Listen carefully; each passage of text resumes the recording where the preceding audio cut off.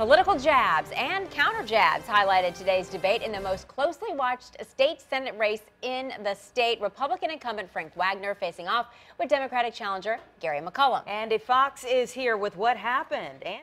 Anita and Stephanie, I've been covering politics in this town since 1986. I've been to some really, really boring political debates. This was not one of them. I'm Gary McCollum. I'm not a politician. Gary McCollum's running as an outsider, reminding everyone that Senator Frank Wagner's been in office. 24 years in Richmond is long enough.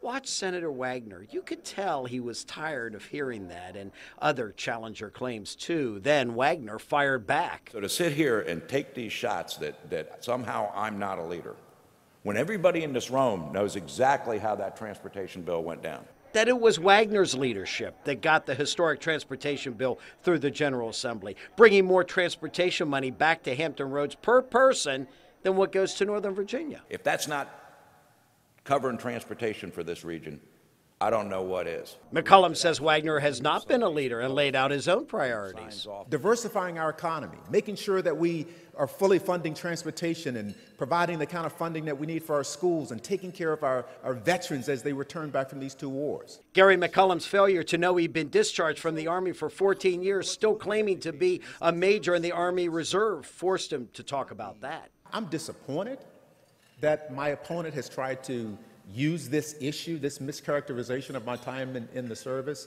to impugn my credibility. But let's be honest, this is exactly what career politicians do. Yet he claimed as late as 2 weeks ago that he was still in the Army Reserves.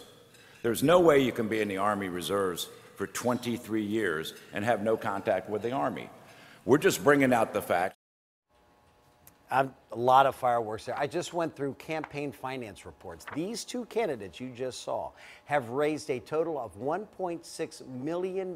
No two candidates in a competitive Democratic-Republican race, a Senate race, have raised that much. Election day is November 3rd. Stay tuned. Lots of TV commercials to come in this race. I'm Andy Fox, 10 on your side.